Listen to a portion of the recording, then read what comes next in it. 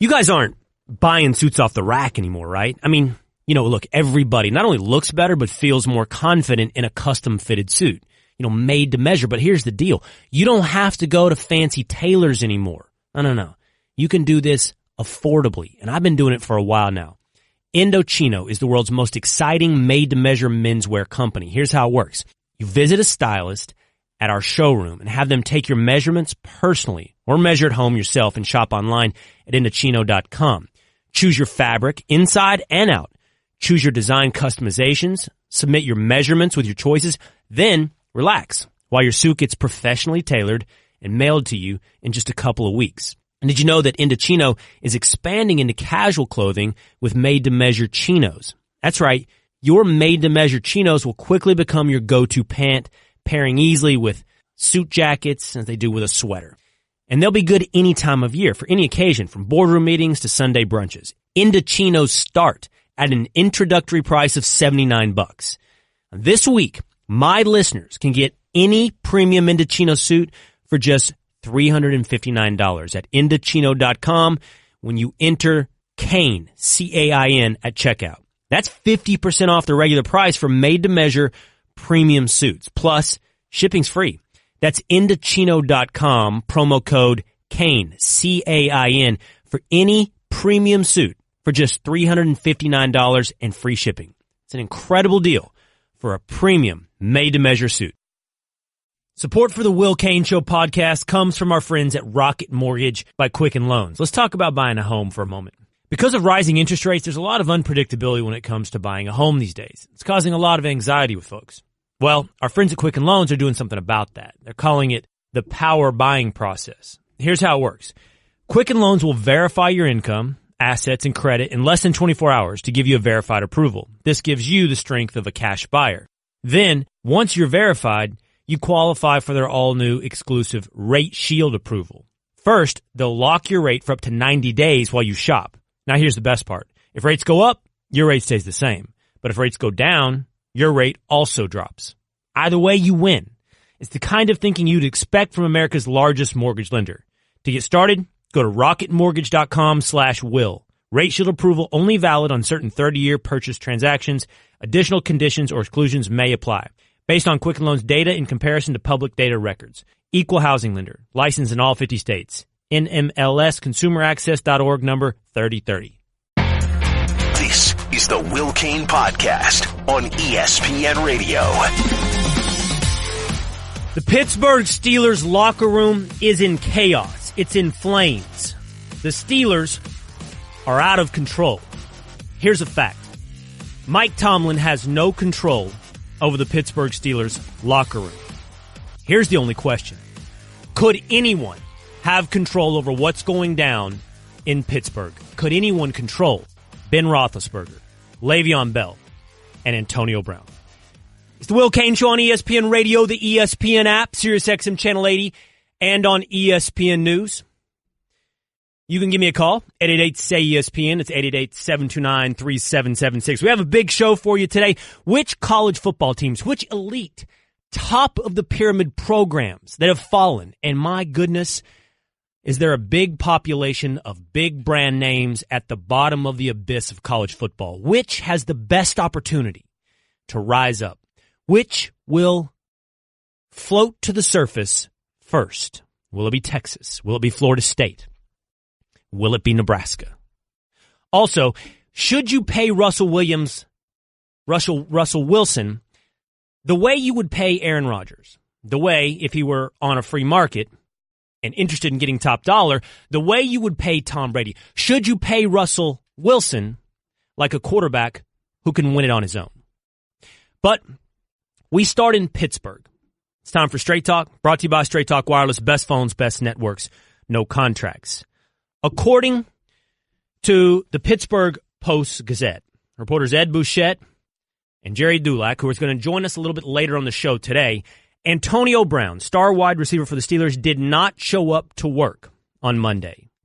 It's unknown why Brown wasn't at Steelers facilities yesterday, but head coach Mike Tomlin had to address it today. He gave a press conference, and he was asked about Antonio Brown's absence. Was he here yesterday? He was not. No, I'm looking forward to visiting with him today and discussing that and some other things. I'm not going to get into the details of why he wasn't here or whether he was excused and all of those things. I just assume leave those things in-house. I understand sometimes you got some negativity. You know, we lost a football game. There were some negative exchanges on the sideline. There's frustration associated with not playing well and not winning. I understand all that.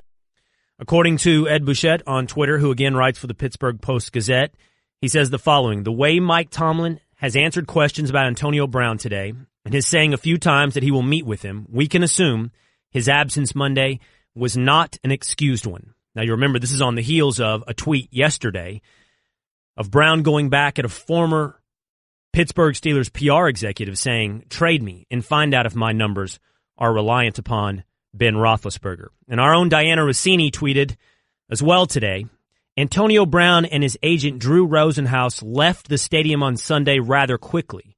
She watched them walk together down the hall, and AB was doing a lot of hand gesturing while talking to his agent.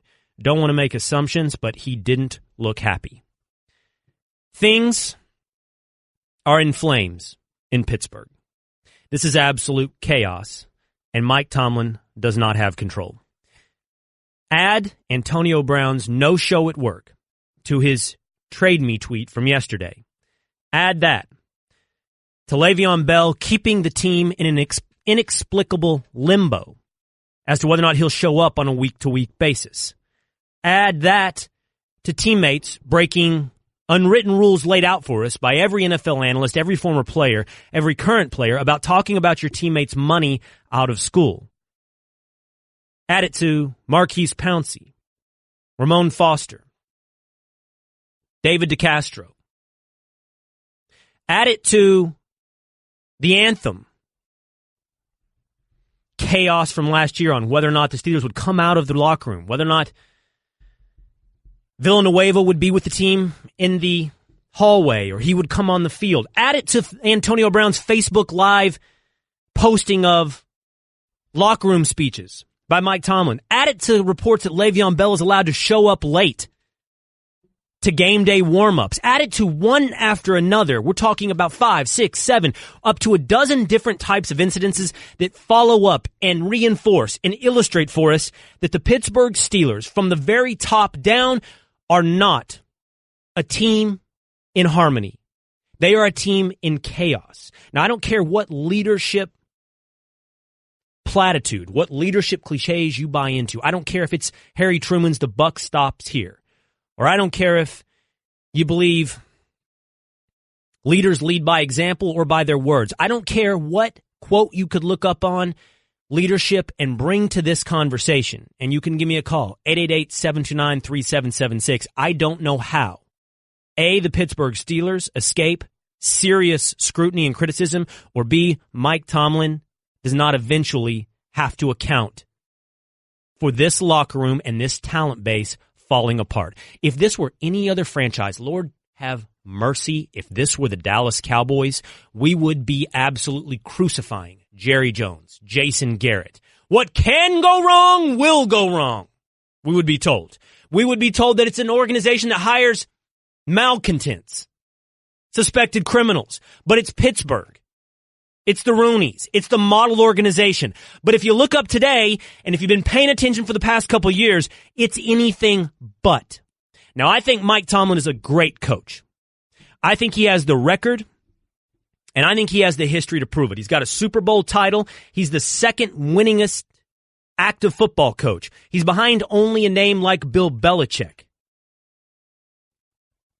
Every year but 2 years, the Steelers under Tomlin's leadership, they have had a winning record.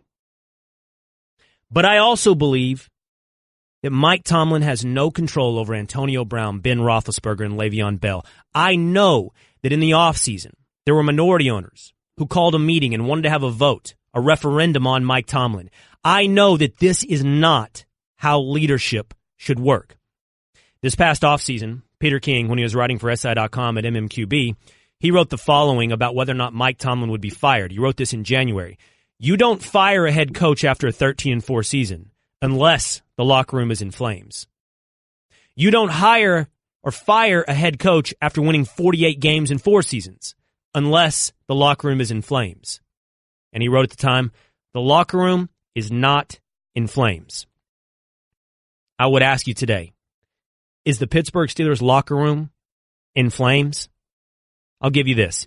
Here's Ryan Clark, ESPN's NFL analyst, a former Steeler, talking about Pittsburgh.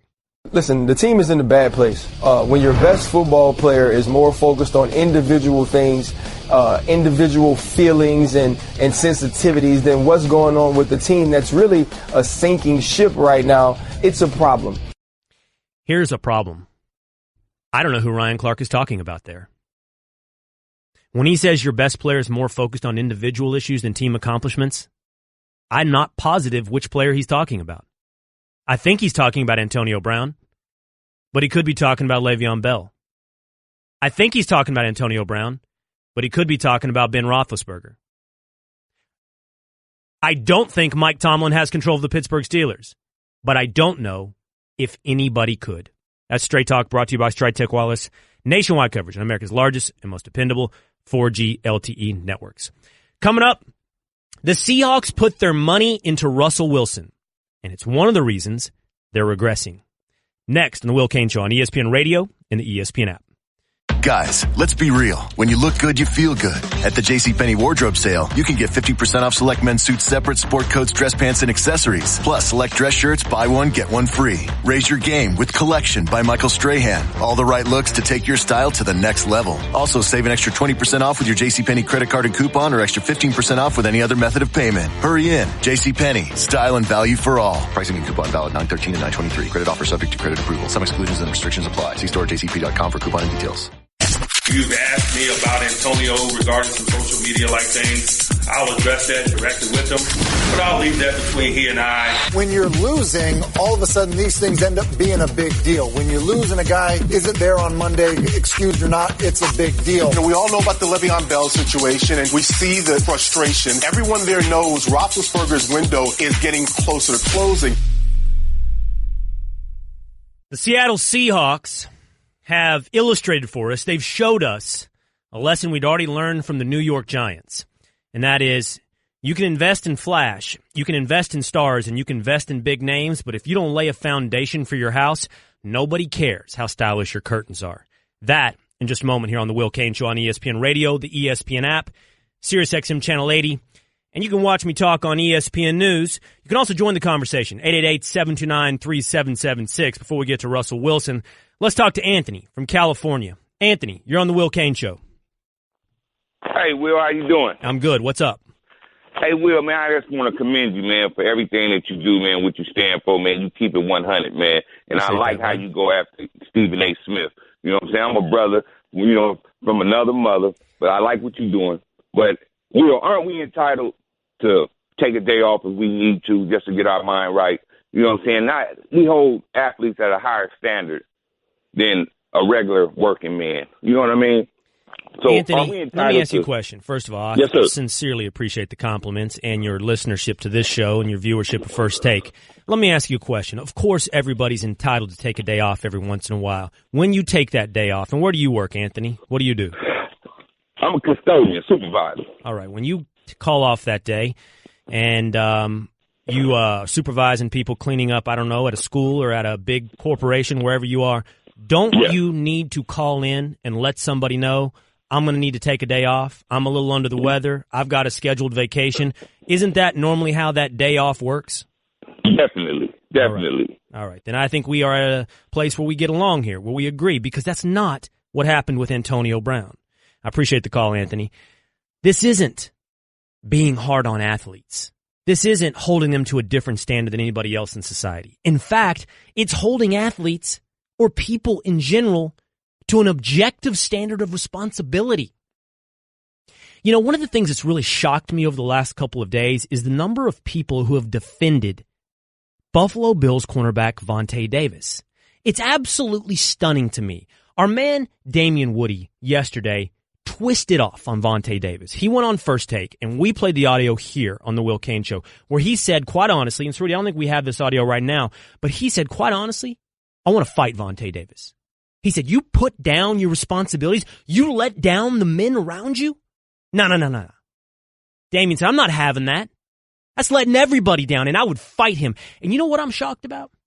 I'm shocked about how many people came back at Damien, who barked back about Damien being out of line. That Damien's somehow wrong when he said this. As a player, there's nothing funny about this.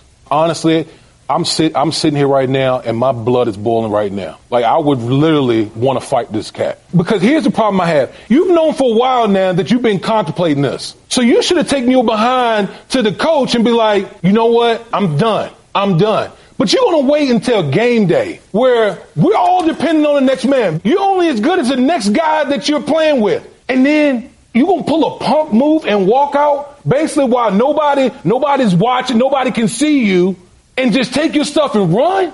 What kind of punk does stuff like that? Here, Damien. Spot on, man. Exactly. But I'm blown away. By how many people on social media, how many people with microphones, how many people on this network thought that's over the top. That's not right. You know what Vontae Davis quitting on his teammates at halftime is? You know what that is? That's LOL. That's funny. Everybody wants to quit. You know what it is? What are we doing celebrating people failing to live up to a minimum bar of responsibility when getting paid millions of dollars? Explain to me why that's LOL, why that's laughable. Explain to me how Vontae Davis, not retiring, can we be real for a moment? He didn't retire at halftime. You know what he did? It's a different word. It's a 4-letter word. He didn't retire. He quit. Don't manipulate language. Say it the way it is. He quit. He quit on his teammates, his job, his organization, and most of all, you know what he quit on? Himself.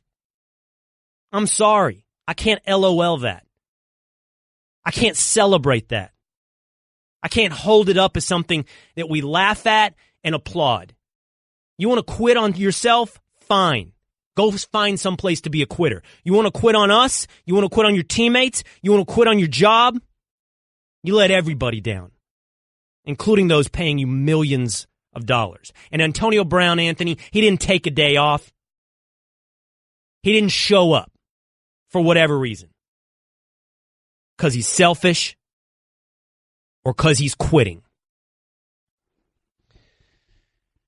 By the way, last night, the Chicago Bears took down the Seattle Seahawks. Job well done by Khalil Mack and the Bears defense last night. Job well done was brought to you by Napa Auto Parts. With quality parts and know-how, Napa Auto Parts can help you keep your ride running longer, stronger. That's Napa know-how. You know, as long as we're talking about quitting and responsibility and things that add up to success, you know what's funny? Life is made up of little things, little moments.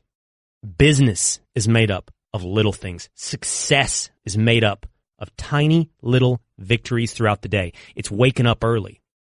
It's showing up on time. It's doing the thing you hate first on your to-do list so it doesn't linger all day. You know what it is? It's Bill Belichick saying, do your job. That's what success is. The little things. What's done in the dark will come out in the light. What's done in the dark will come out when the lights come on. That's what it comes to team building as well. Teams that put together offensive lines, defensive lines, win in the NFL. Last night, as you saw Russell Wilson get sacked 6 times. 24 hours after, we saw Eli Manning get sacked 6 times. It showed us one lesson we should be learning in football. You can invest in the fancy curtains, but if you don't lay the foundation, you will not succeed. Odell Beckham Jr., Evan Ingram, Saquon Barkley are nice. That's good interior decoration. Russell Wilson's important, but what does it matter if you are on your butt? What does it matter if you're laying down because you've been sacked? What does it matter if you can't get the ball to Odell Beckham Jr.? I said it before the season to my friend Nuno over there. I said it on First Take. Giants are going to be bad this year because they don't have an offensive line. And the Seahawks, they're going to be bad this year as well. Really bad. Coming up, former Bears coach John Fox, I'm going to ask him this.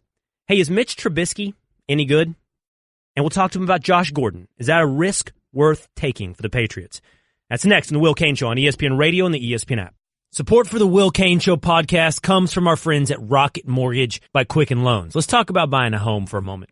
Because of rising interest rates, there's a lot of unpredictability when it comes to buying a home these days. It's causing a lot of anxiety with folks. Well, our friends at Quicken Loans are doing something about that. They're calling it the power buying process. Here's how it works. Quicken Loans will verify your income, assets, and credit in less than 24 hours to give you a verified approval. This gives you the strength of a cash buyer. Then, once you're verified, you qualify for their all-new exclusive Rate Shield approval. First, they'll lock your rate for up to 90 days while you shop. Now, here's the best part. If rates go up, your rate stays the same. But if rates go down, your rate also drops. Either way, you win. It's the kind of thinking you'd expect from America's largest mortgage lender. To get started, go to rocketmortgage.com/will. Rate Shield approval only valid on certain 30-year purchase transactions. Additional conditions or exclusions may apply.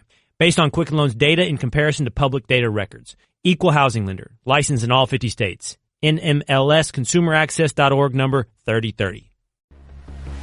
Trubisky fakes, rolls, throwing into the end zone. Catch is made. Anthony Miller! Touchdown! He was phenomenal. I mean, his attitude was great. He didn't worry about anything. We just wanted to come out and put on a show, put some points in the end zone, and come out with a W, and that's what we did. So it was an awesome night. They are betting they hit on Trubisky. I'm going to have ultimate trust in him and continuing to lead this offense. That call, courtesy of WBBM. It's the Will Cain Show on ESPN Radio, the ESPN app, SiriusXM Channel 80, and on ESPN News. Joining me now in studios, former Panthers, Broncos, and Bears head coach John Fox, giving us the Straight Talk, brought to you by Straight Talk Wireless, best phones, best networks, no contracts. Coach, I got to be honest with you. Watching that game last night, and the truth of the matter is, watching the Bears last year, when you were coaching them, and through the first two games of this season, I have no idea whether or not Mitchell Trubisky is good at quarterback in the NFL. There are times when he makes plays that you're like, wow, I see it. I see the hope. I see the potential. There are other times when he looks like so many young quarterbacks who check down, take the easy pass, play horizontally instead of vertically. And in the end, 2 picks, 2 interceptions, a quarterback rating of 83, and most importantly, the W. I don't know, Coach. Is Mitch Trubisky good? Well, I mean, I got to tell you, it was a question mark for me coming into this season because a year ago it was hard to evaluate, even when we made the change from Mike Glennon after week 4, so he had 12 starts, in defense of Mitch, he really didn't have a terrific supporting cast. I mean, I don't think there's a receiver other than Josh Bellamy and Kevin White that are still on the team, but Kevin White didn't get a chance to play. I don't know that we have a receiver that's playing in the league from a year ago to this season. So, they went out, rightfully so, and really kind of signed $100 million worth of other receivers, which I thought was a great move. What's a little tough on Mitch right now, I think, is learning a new offense. Matt Nagy comes in. He's learning a whole new offense. I think it's going to take time. He's struggled a bit in these last 2 games. I think more in the second half than in the first half. There's been a lot of talk about because of the scripted plays, blah, blah, blah. So I don't really know that yet, but it's still very, very early 2 games. They're 1-1. And I think this will be a critical year for him, and he's got the right mindset. Speaking of scripted plays, I wanted to ask you about that. When it comes to the Bears, 2 primetime games now, we've been able to see the Bears play both times in their entirety. The first 15 plays look very different for Matt Nagy and Mitch Trubisky than the rest of the game. Those scripted plays. And I want you to help me out working through this. Coach's script, roughly, on average, all the time, tell me, 15 plays, the first 15 plays of the game, is that fair? That's typically 12 to 15 that the players know. And you either, you get them Friday night, you walk through them on Saturday morning, or you might even get them Friday. And really it's by the end of the week, your game plan's in, all your situational stuff is done. What I mean by that is your first and second down, your third down, your 2-minute, your red area, your short yardage and goal line. And that's pretty much how you game plan throughout the week is those situations. So at the end of the week, Friday afternoon after practice or maybe Saturday, you sit down with your quarterbacks and, they kind of go through what you like, and there's usually some kind of wrinkles, whether it's a personnel group, whether it's a formation, something that the opponent has not seen. So the whole offense knows what's coming. You know what I mean? They know.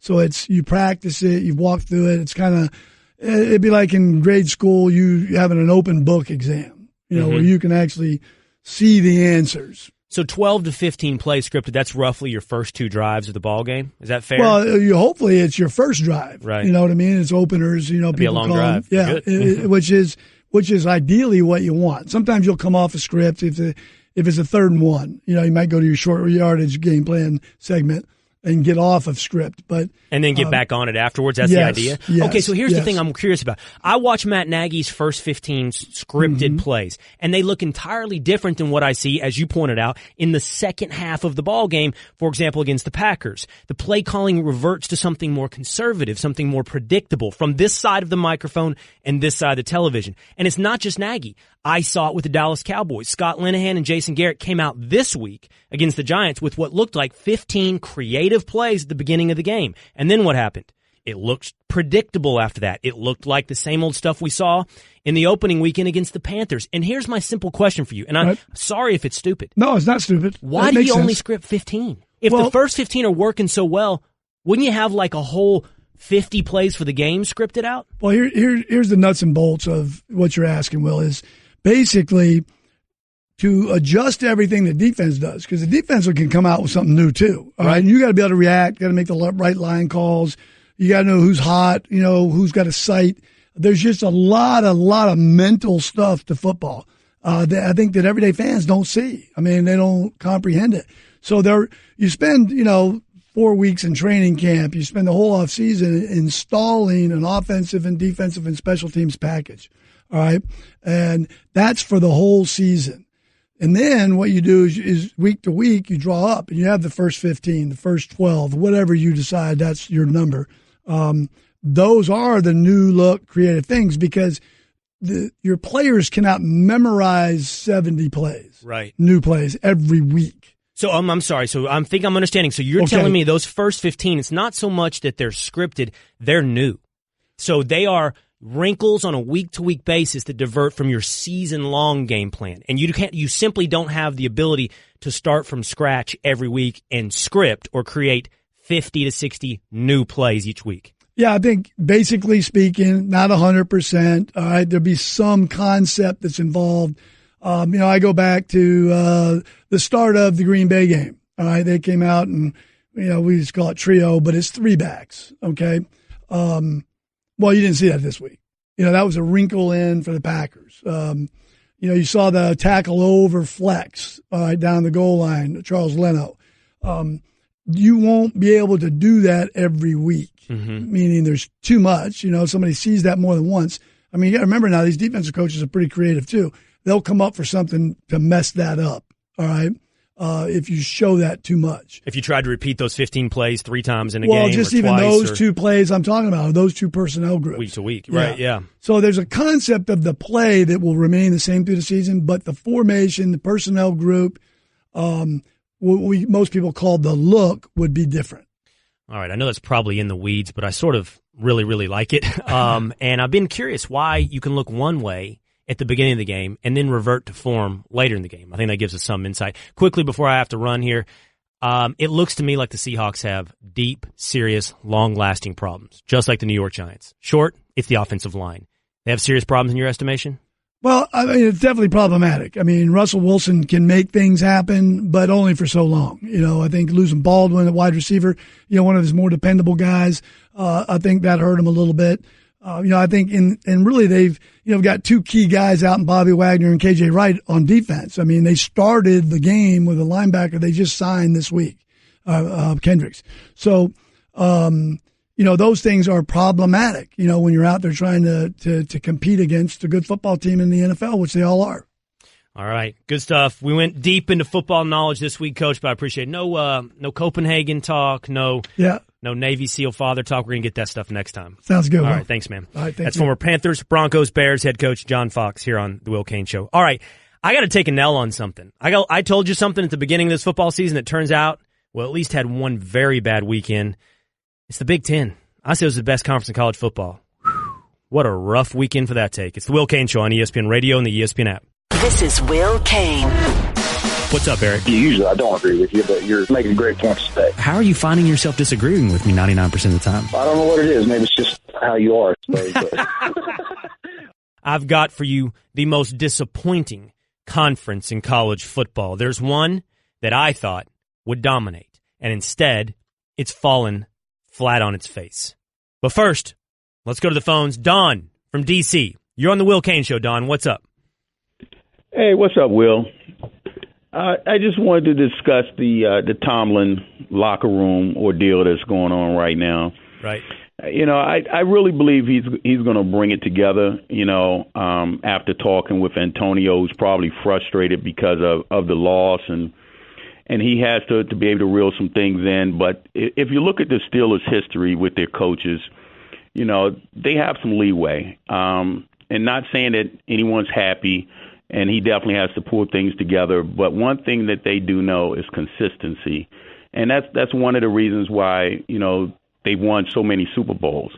And I think it's going to show this week that they do come together when they get that win against the Bucs this week. Don, I hear you, man. But here's the thing. You can't this week say everything in Pittsburgh is running on time, because the trains always run on time in Pittsburgh.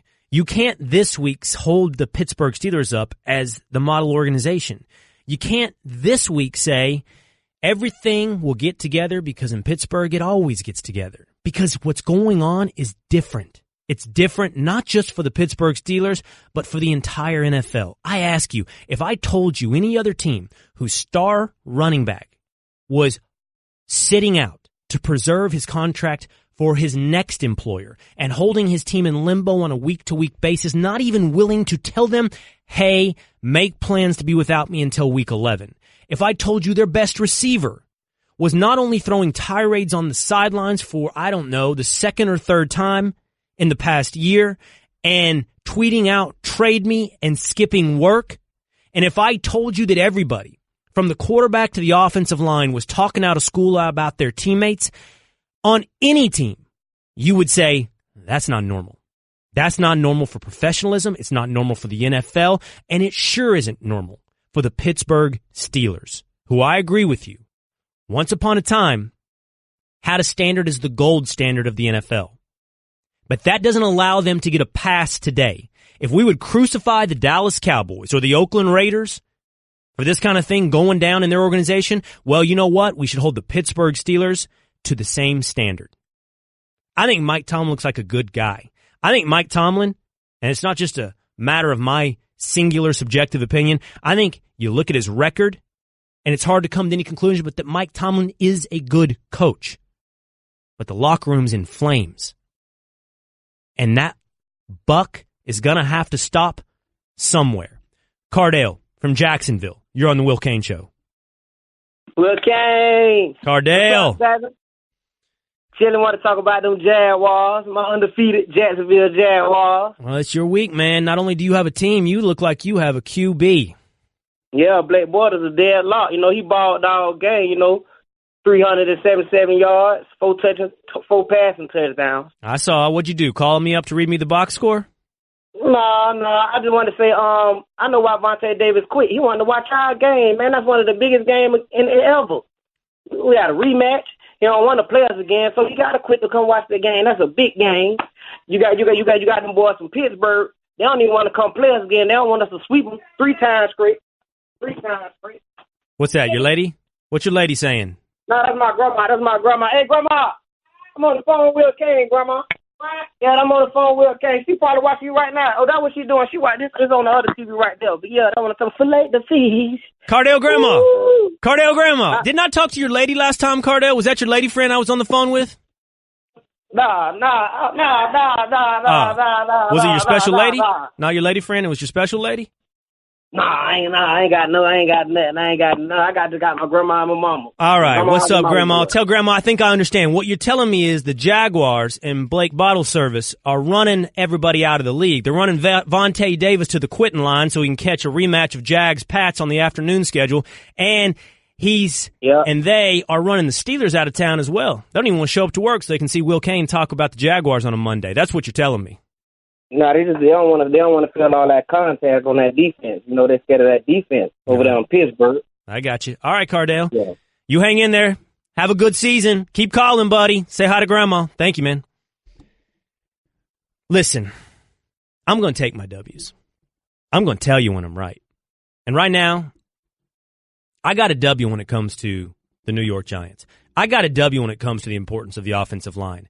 I'm going to tell you and I'm going to sing when Will Cain gets something right. And when Will Cain speaks about himself in third person, you should mock him. As you would when he gets an L. As you would when he has to take an L. I said to you that the best conference in college football in the 2018 season would be the Big Ten. I gave you 5 teams who were preseason ranked in the top 15.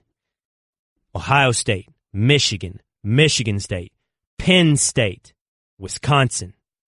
Since I told you that, the Big Ten, 3 of those 5 have taken an L. Michigan State lost to Arizona State. Michigan lost to Notre Dame. And the sharpest knife of all, Wisconsin goes down to BYU this past weekend. And what an ugly weekend it was for the Big Ten. Listen to these scores. Temple, 35. Maryland, 14. Woof. Hold on. That also says a lot about Texas, doesn't it? That's a cheap and ugly move. Hey, you said the to take same shots thing when as you're you wrong. showing up on a Monday after the Cowboys get a W against the Giants and telling me Dak Prescott's terrible. You're showing up the week after the Longhorns take down USC, and you want to compare Maryland's common opponents or Temple's common opponents? I don't know what you're trying to do here, but I find it petty. What's that, the distributive property? Is that what that is? It's small is what it is. Okay, well, listen, it's true. It's little. You said to call you out like 2 seconds ago, so I'm calling you out when you're wrong. South Florida, 25. Illinois, 19. Now for the really ugly ones. Akron, 39. Northwestern, 34.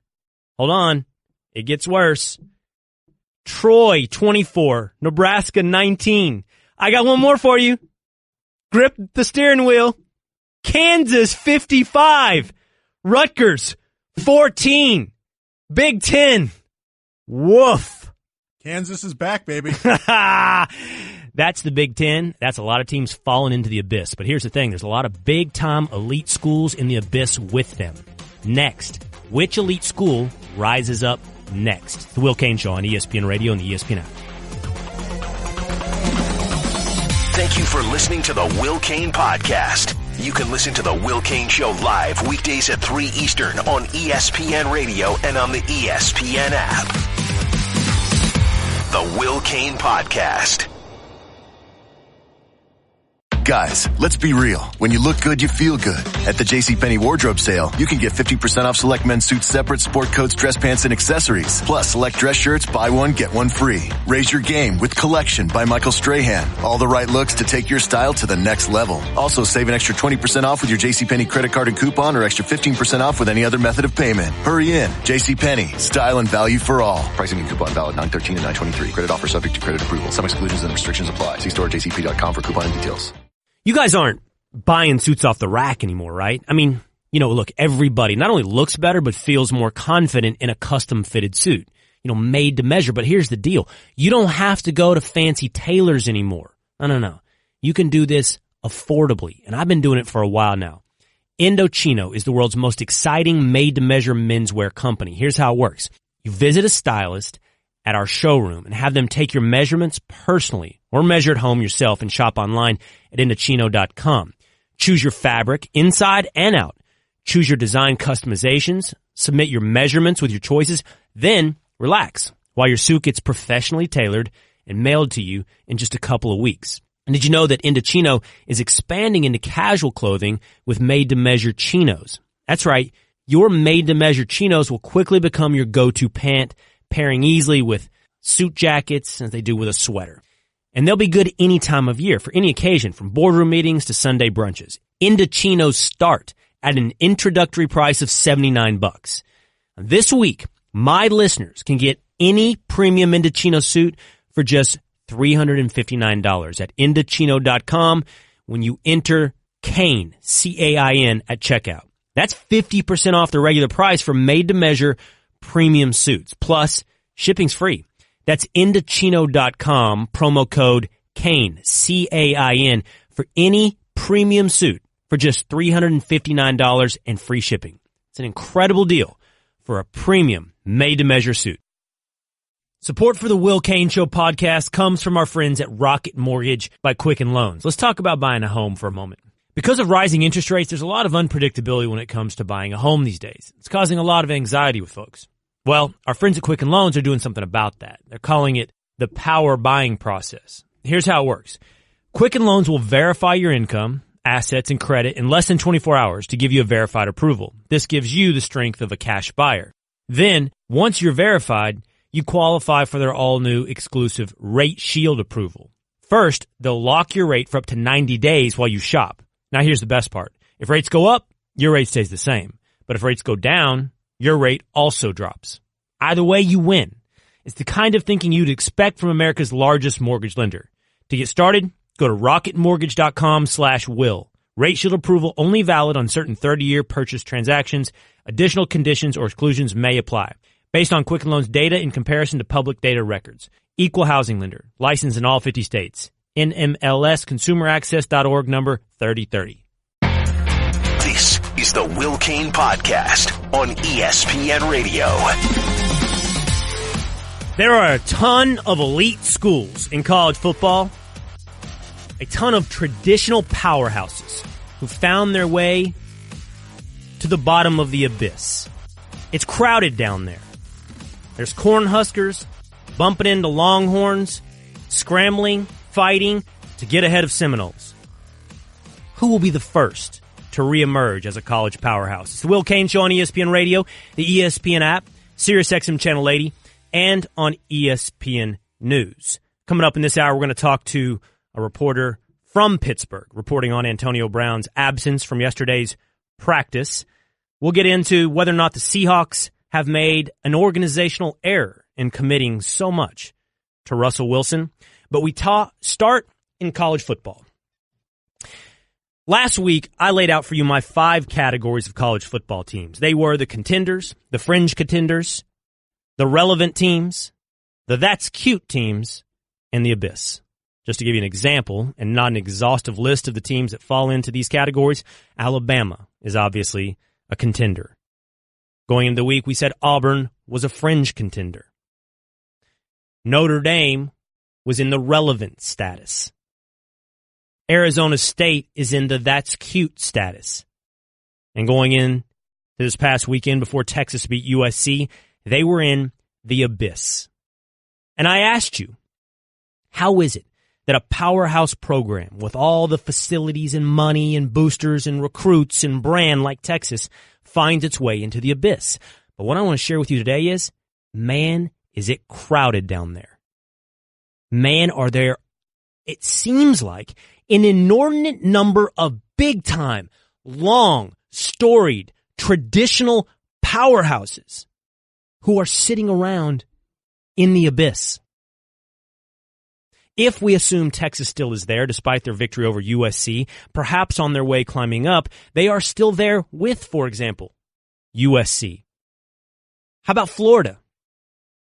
Florida's not in the top 25. Florida's not in the that's cute stage yet. Florida's in the abyss.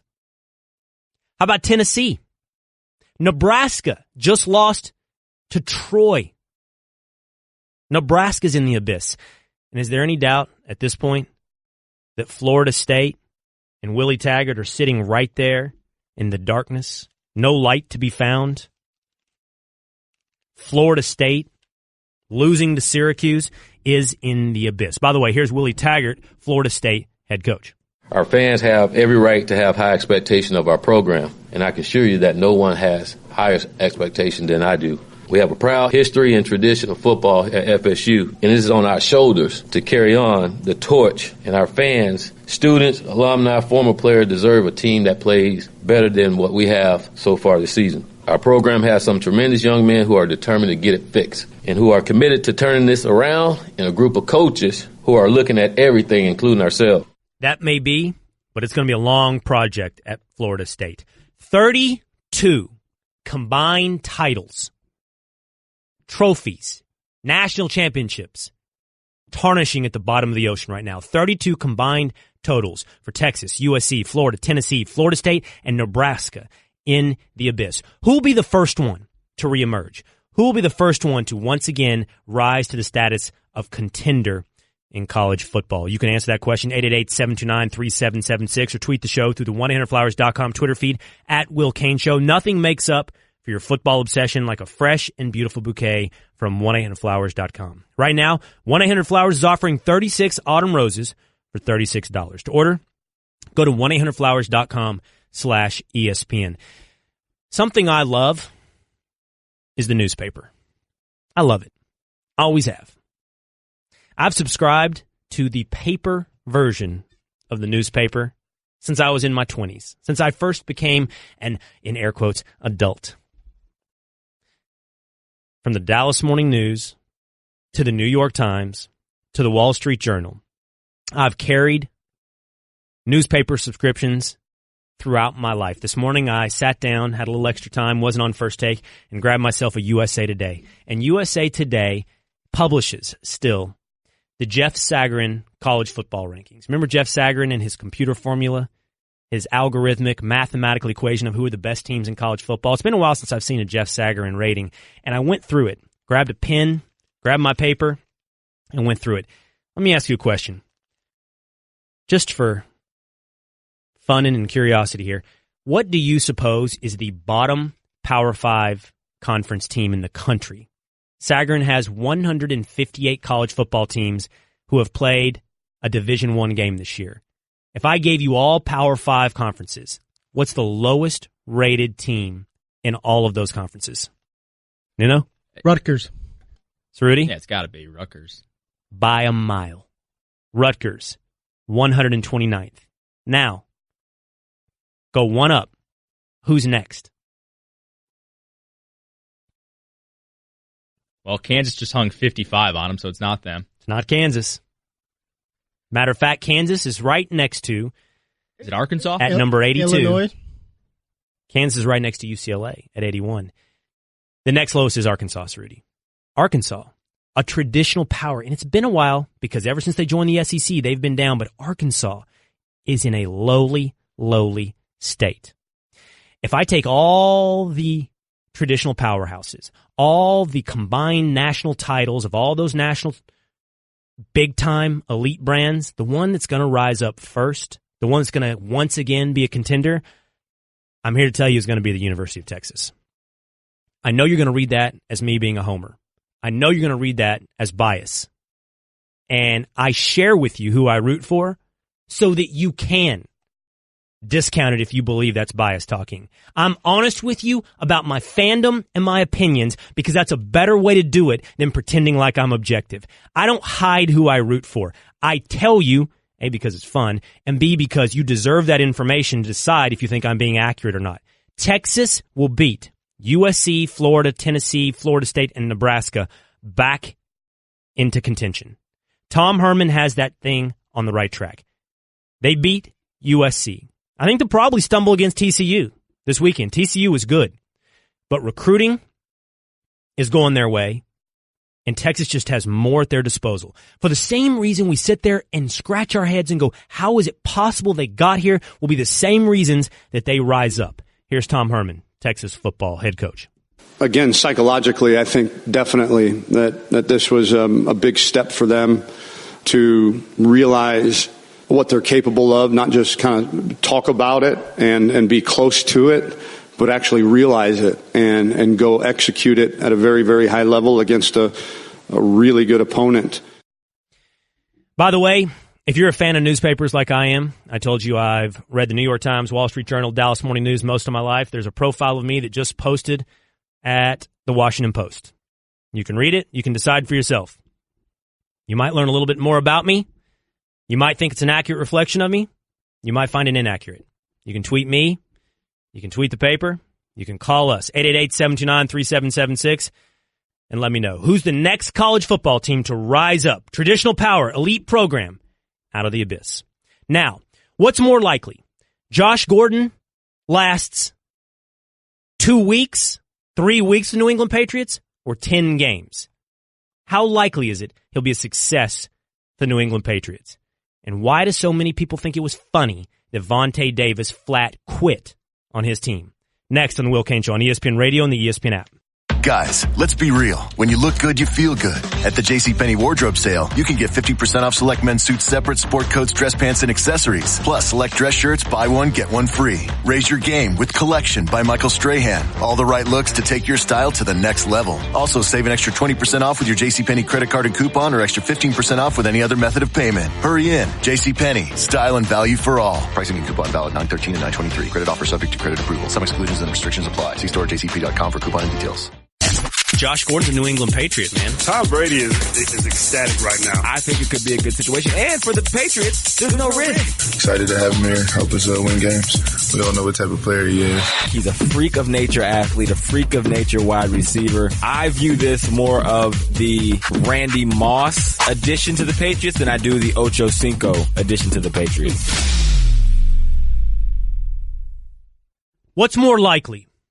That Josh Gordon is gone from the New England Patriots within a matter of weeks, or that Josh Gordon plays out the season, costs the New England Patriots a 5th-round pick, is an absolute success on the field and off for that storied organization. It's the Will Cain Show on ESPN Radio, the ESPN app, SiriusXM Channel 80, and on ESPN News. You can answer that question, 888-729-3776. The show is presented by Progressive Home Insurance. Protecting your small business is a big deal. Cover what you've worked so hard for. Visit progressivecommercial.com. It is more likely that Josh Gordon is gone from the New England Patriots within a matter of weeks. But it's still a good bet. It's still a good lotto ticket to buy for the New England Patriots. The idea that Josh Gordon, at this point in his career, at this point in his life, is all of a sudden going to find reliability, is all of a sudden going to become accountable, is all of a sudden going to be the kind of guy that Bill Belichick demands his players to be, is one of the worst bets in the world. Why would you say, in his late 20s, on his umpteenth chance, on his second team, a week removed from letting down the one organization that is giving him opportunity after opportunity after opportunity, why would you say some new leaf, or better yet, some new jersey, is going to turn Josh Gordon around? The odds are astronomical against that happening. You know, Josh Gordon, by most accounts, is a good dude. He just makes bad decisions. The same thing is said about Randy Gregory in Dallas, Texas, with the Cowboys. But the truth of the matter is, when I said I wish the Cowboys would make a deal for Gordon, it's because I believe in value buys. I believe in second chances. I also believe in teams taking risks when the reward is high and the cost is low. But, you know, putting two guys together like Randy Gregory and Josh Gordon, two guys who have personal insecurities, personal issues, personal problems together, probably isn't a recipe for success. And at some point in your life, the truth of the matter is, you are your decisions. You can be a good guy that makes bad decisions. I mean, but life, after it's all said and done, life is about what you do, not who you are. And maybe you just hurt yourself, but sooner or later there's people that count on you, people that bank on you, people that rely on you. And if you can't live up to some standard, if you can't be there for yourself, you're not there for other people. The bottom line is, you are your decisions. So, is Josh Gordon all of a sudden going to make good decisions in New England? Nah, most likely not. Still, I would have made that trade. Simply because I like the risk-reward analysis. I like the upside. If this pans out, if, maybe against all odds like I just said, if Josh Gordon can keep it together, if he can do enough to be accountable in Bill Belichick's system, well, who he is on the field is worth a 5th-round pick. And by the way, if he doesn't, you get a 7th back, and you really only lost 1-2 rounds of draft capital. That risk-reward is right. Even if it's a lotto ticket, even if it's a 1 in a million lotto ticket, it's buying a lotto ticket for $1. It's putting $1 in scratch-offs for $1 million jackpot. It's buying $1 scratch-off for a $20 million jackpot. You do it when it comes to Josh Gordon. And I'm quite honestly surprised more teams haven't or didn't try to beat the Patriots' offer. Would be it the Cowboys, the 49ers, the Seahawks, the Eagles, for that matter, are in dire straits when it comes to wide receivers. I'm surprised at this risk-reward analysis. I'm surprised at a fifth-round pick that the Patriots weren't beat with a better deal. It's small odds for a big payoff. JR from New Jersey, you're on the Will Cain Show. What's up, JR? Well, let me just start off by saying in a time of day when there's announcers or different broadcasters with their own shows, you show nothing but class and style, and your information's always on the line. My hat's off to you, and you've got a permanent viewer on the line right now, sir. I'm humbled and flattered, JR. Thank you. No, thank you. Now, getting to the point of what we're going over, listen, the Patriots seem always to be able to make this move. We could go back to troubled players like Aqib Talib, okay? He comes over, plays a good game, and then he gets a better contract in the future years. Josh Gordon, if he could get himself together, he's fallen into the right spot with the Patriots. If he could pull off a Randy Moss move, the Patriots will look brilliant as always. And as you just said, if it doesn't, you drop off and you end up with a seventh-round pick. No big deal. I would just wish that other teams would start taking notice to some of the things the Patriots do, like the Jets, who could have gotten Josh Gordon for absolutely nothing, run the risk, and there's no risk. Hey, JR, you know what I think the Pats do that a team like the Jets and certainly a team like the Cowboys have a hard time doing? They give the middle finger to their PR department. They do not care who says what about their organization. They don't care if you say they're the jailbirds. They don't care if they say you're second chance you. They don't care what you say. And here's the thing. They can do it because they've established the credibility of success. That's the bottom line. The Cowboys' bets on troubled players doesn't have the backing of at least the last 20 years of success. And the Jets have been, quite honestly, awful. So they don't get the benefit of the doubt. They don't get to give the middle finger to their PR department. The Pats do. The lesson isn't you should be successful to be brave. The lesson is be brave, you might be successful. Who cares what people say about you? Do what's right. By the way, speaking of what's right, I talked about earlier, Vontae Davis didn't retire. Let's be clear, he quit. And I can't believe how people think this funny. Here's Dan Lebitard, The Lebitard Show, this morning on ESPN Radio. Look at the reaction to Vontae Davis in that locker room. A guy's body hurts. He quit his job. People do it every day all around America. The football locker room behaved like a soldier on the front lines had run into the shadows away from the fight. Those people in that sport view nothing more as a crime, nothing more of a crime than you're unreliable. Then quitting. What are we doing here? He's quitting. By the way, the fact that people quit all across this nation on a day-to-day or weekly basis isn't an excuse. That doesn't give Vontae Davis the leeway to slouch down to the low standards of the rest of us. We don't celebrate that everybody quits. We don't lay back in the hammock of unreliability. We don't sit there and celebrate it and laugh and go, oh my God. Why can't he quit? We all quit. We judge it. You know what? This idea that you can't judge people. I saw Terry Crews, who played in the NFL and is now a big multimedia, mainstream media celebrity. I saw him come back at Damian Woody. Damian Woody, who comes on this show and ESPN, who I disagree with on a lot of things, but Damian Woody said he wanted to fight Vontae Davis for being unreliable, for letting down his teammates, for quitting. I saw Terry Crews come back at Damian Woody harshly. You know what I think it is? I think in the end, it's this mantra, this nothingness inside between your ears going, this mantra of don't judge me, bro. Don't judge. To hell with that. Judge someone. Judge bad behavior. Judge unreliability. Judge quitting. Don't lay back into the hammock of how many people quit in society. Don't celebrate it. Don't LOL it. And don't call it a retirement. It's quitting. Judge it and try your best not to do it. Coming up, which 0-2 team has the best chance at turning it around and making the playoffs? Next on the Will Cain Show on ESPN Radio and the ESPN app. Support for the Will Cain Show podcast comes from our friends at Rocket Mortgage by Quicken Loans. Let's talk about buying a home for a moment. Because of rising interest rates, there's a lot of unpredictability when it comes to buying a home these days. It's causing a lot of anxiety with folks. Well, our friends at Quicken Loans are doing something about that. They're calling it the power buying process. Here's how it works.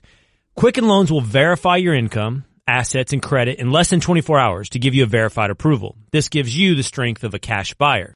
Then, once you're verified, you qualify for their all-new exclusive Rate Shield approval. First, they'll lock your rate for up to 90 days while you shop. Now, here's the best part. If rates go up, your rate stays the same. But if rates go down, your rate also drops. Either way, you win. It's the kind of thinking you'd expect from America's largest mortgage lender. To get started, go to rocketmortgage.com/will. Rate Shield approval only valid on certain 30-year purchase transactions. Additional conditions or exclusions may apply. Based on Quicken Loans data in comparison to public data records. Equal housing lender. Licensed in all 50 states. NMLSconsumeraccess.org number 3030. Which 0-2 team in the NFL is most likely to buck the odds and make it to the playoffs? That in just a moment on the Will Cain Show on ESPN Radio, the ESPN app, SiriusXM Channel 80, and on ESPN News. Before I answer that question for you, Cole from Georgia. You're on the Will Cain Show. What's up, Cole? Hey, Will. How are you doing? I'm good, Cole. What are you up to today? I just got through reading the piece about you in the WAPO. The WAPO? What'd you think about it, Cole?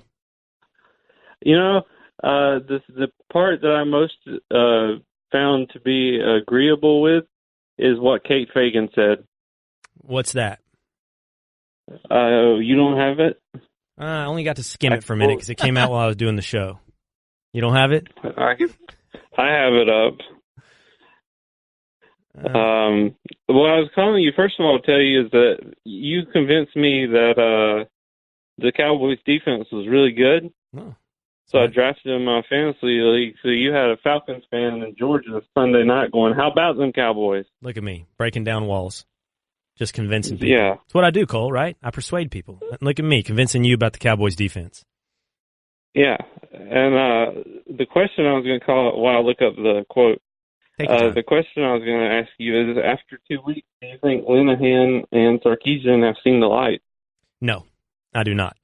I think it's a momentary respite from what will be a season-long, hair-pulling venture on both of our offensive coordinators. I just got done talking to John Fox in the past hour. Appreciate the call, Cole. Wait, keep him on hold if he wants to find what he's looking for in the article. I mean, I have it. Do you want me to just read it? Yeah, bring Cole up then. I mean, I don't want to box him out of his own conversation here. What's up? The passage. I have Cole, do you have it? Go ahead, Cole. Well, don't Does fight anyone about it, have guys. it?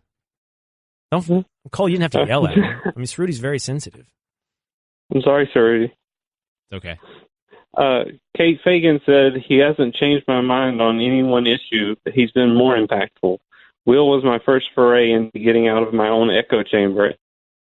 Yeah, it's sweet. That's nice. I get it. Now, I've been more impactful than changing her mind on something. I started exposing her to other views that she didn't necessarily familiarize herself with. I'm a big Kate Fagan fan.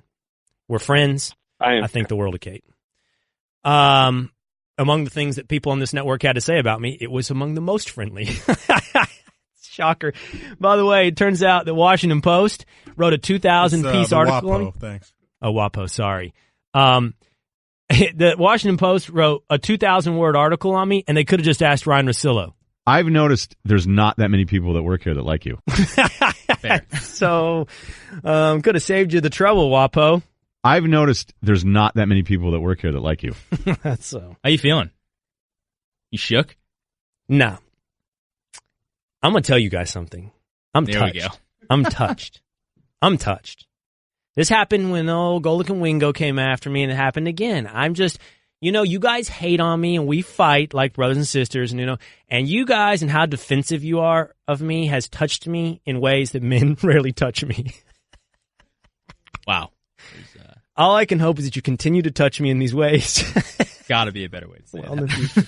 No, I'm serious. Men have never touched me the way that you guys are touching me. Yeah, we get it. Okay, cool. Stop. I'm just saying it's very touching. Touching, yes. Men touching. Got it. Yeah. By the way, speaking of that, can I ask you a question?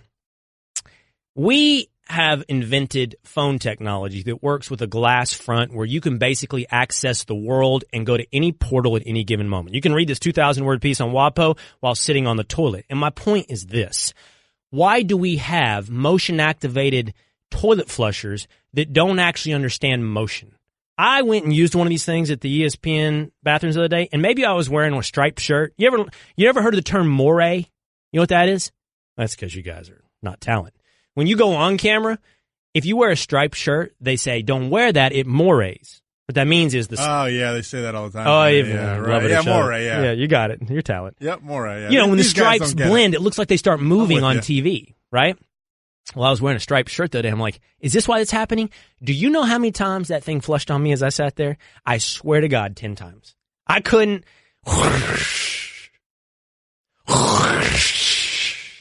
Slightest little movement. I was trying to be as still as possible. Were you getting wet? You have to get up? Yeah, I got wet. It was like damn Wet n Wild in there. It's like I was at a water park. And you know the worst part, Bubba? Somebody else was in the bathroom. And they must have been thinking, he is the most courteous flusher in the they're world. probably just glad someone flushes around here. Yeah. Accurate. Yeah. I don't know. Well, how do we do this with our phones and glass technology, but the motion activated on the back of the thing, like you move a centimeter in another flush? Never had that problem before. Really? Yeah, so maybe it was the stripes. Maybe it was a you problem. Sounds like a you problem. Sounds like a talent The problem. worst is if you get caught in some of these bathrooms, the lights go off automatically. So like, that's never happened to me. You got to be in there for a while. Jeez, you got to be in there for a while for the lights to go off. You've been sitting. They have other problems. Hold on, Nuno. You've been. You regret hold this on. comment. I was going to do the 0-2 thing right here, but now I'm just picturing. Let me get this straight. You were sitting in the head for so long and so still. Hold on. That the motion activated lights at some point went off and you were sitting in the dark? No, they turn on right away. But like, how long does that take you to be sitting there still? it was like 2 minutes. No. Yes, it was. No way. We're putting a timer on this one. Absolutely. I'm going to go in there and with a stopwatch find out how long it takes for the motion activated lights to go off. I'll time it next time. How's that? It's going to be like 52 Wait, this minutes. has happened more than once? Hey, what kind of shoes do you have on right now? What's the brand? Aldo. It's not Nikes? No. Okay. I saw somebody in there today. Saw under the thing. Checking out who it was. Yeah, they were leaving a mark. The Will Cain Show on ESPN Radio is presented by Progressive Insurance. Cars, homes, boats, motorcycles, RVs, and more at Progressive.com. I have time for my 0-2 teams? Nope. Oh, I don't have a live read. Bubba? You got a guess next. Let's go. All right, let's do this. I'll give you my 0-2 teams, which one's most likely to make the playoffs, and I want to go straight to Pittsburgh. I want to find out what's going on with Antonio Brown. He didn't show up for work yesterday, so let's ask the Pittsburgh Post columnist who reported this what exactly is going down in that Steelers locker room. That's next on the Will Cain Show on ESPN Radio and the ESPN app. You've asked me about Antonio regarding some social media-like things. I'll address that directly with him, but I'll leave that between he and I. When you're losing, all of a sudden these things end up being a big deal. When you lose and a guy isn't there on Monday, excused or not, it's a big deal. You know, we all know about the Le'Veon Bell situation, and we see the frustration. Everyone there knows Roethlisberger's window is getting closer to closing. It's the Will Cain Show on ESPN Radio, the ESPN app, SiriusXM Channel 80, and on ESPN News. Give me a call, 888-729-3776. Antonio Brown, Pittsburgh Steelers wide receiver, according to the Pittsburgh Post-Gazette, did not show up for work on Monday. This is a day after he gets into a Twitter fight with a former Steelers PR exec where he says, trade me and find out if my numbers are reliant on Ben Roethlisberger. It's a day after he has a sideline tirade, a sideline fight with his offensive coordinator. And then he doesn't show up for work. To find out what exactly is going on here in Pittsburgh, let's go to the Post-Gazette Steelers reporter Jerry Dulac on the Shell Pennzoil Performance Line. Get triple action protection for optimal engine performance with Shell V-Power Nitro Plus Premium Gasoline. Jerry, I heard Mike Tomlin's press conference a little bit earlier today. What seems to be obvious from that press conference is it was not an excused absence. This isn't something that he asked for and Tomlin gave him the day off. So what's going on there between Antonio Brown and the Steelers? Yeah, I will tell you that it was not excused, despite what his agent intimates that he told the people at the Steelers that he has a personal matter. That's not true at all. The Steelers, I'm hesitant to say the Steelers don't really know what's going on, but I will say this, Will. This latest kind of move by Antonio Brown, it's a cumulative impact of what he's doing. It goes back to, last year and just actually 2 years ago. And it's just one thing after another with him. And, Antonio Brown is liked by his teammates. He's liked by the organization. I like Antonio Brown. I did a radio show with him for 5 years. But his antics wear thin on some of his teammates. And I think, I don't know what this is about, but I will tell you at least this much. Antonio Brown, is afflicted with this disease that he thinks he can do whatever he wants, and he's above reproach, and that he really doesn't have to answer to anybody. And I think if the Steelers don't sit on him pretty good this time, then I think that's why a lot of this has been allowed to continue. And it's kind of an ongoing thing. I don't think there's any question he's sulking and pouting by not being able to either contribute. He can't be complaining, Will, that he's not getting the ball. He's the most targeted receiver in the NFL after 2 weeks. So it's not from a lack of attention. They're certainly trying to get him the ball. But maybe it's because he missed the entire preseason with that injury. Maybe he's not able to get out of his breaks as quick as he would like. Maybe he's not able to separate as much as he would like. But if you look at those next generation stats that they put out, and his separation from last year to this year is basically the same. And maybe Ben's been inaccurate. Whatever it is, all those things are combining to I'm hesitant to say frustrate Antonio Brown, because that's part of it, but it goes beyond that. It's causing him to pout, which is what he does when he's not the star. Okay, but talking to Jerry Dulac of the Pittsburgh Post-Gazette here about Antonio Brown not showing up for work. By the way, I don't think the tweet, Jerry, of trade me and find out, I don't think that's nothing either. I don't think that's it wasn't just a fan, it was a former exec. And B, I just think that's bad form for anybody to say with their current employment being a matter of public opinion. So let me get straight to the chase on this. Is it all just soap opera? Is it all just drama? Or, as you said, it's wearing thin on his teammates. Will it wear thin on the organization? Do you think Antonio Brown's relationship with the Pittsburgh Steelers is absolutely locked down long-term? For the most part, yes. I would say that, again, because they like Antonio Brown. But I will tell you, from an organizational standpoint, they are getting a little fed up with this. They believe that for some reason Antonio Brown is different this year. There's something in his behavior, there's something in the way he's comporting himself that they believe is different. Most of this, the Twitter stuff, I just call that drama. But when you don't show up for work and you don't tell anybody, again, it's symptomatic of who he is. I can do whatever I want. But when you don't do that, when you don't show up for work, now you're affecting your teammates, who show up for work.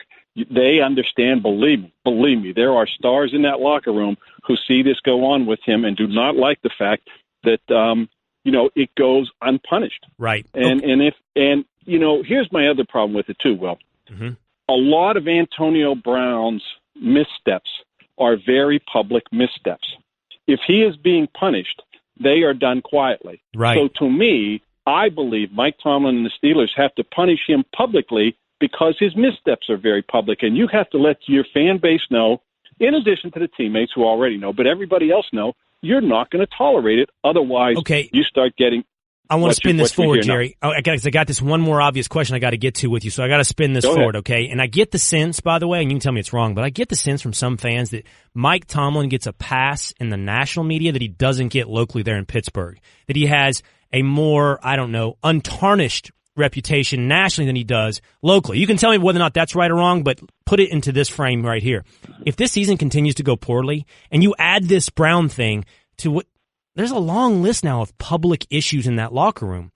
Absolutely. Is Tomlin's future long-term with the Steelers safe?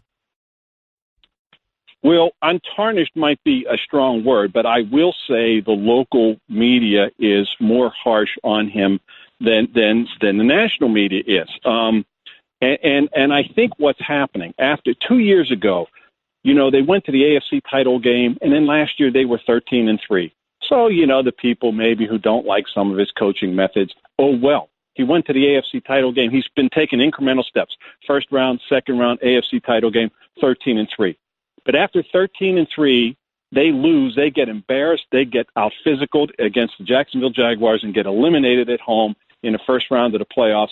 And so he is not getting a pass locally anymore. They will be on his back the entire season. And so, I think the Wolves will be howling and will continue to more locally than nationally. But I don't believe that Mike Tomlin's job is in jeopardy anytime soon. We'll see how this plays out. They've gone through some of this before. We've seen the drama all the time with this football team. I think the fact that it just keeps occurring is just what wears on the people here. And just for the same reason I'm talking to you, Will, it's a constant thing, with the national, the national awareness of what goes on with the Steelers and that organization with their players. Well, I appreciate you talking to me today, Jerry, filling us in on what's going on there in Pittsburgh. Appreciate your time today.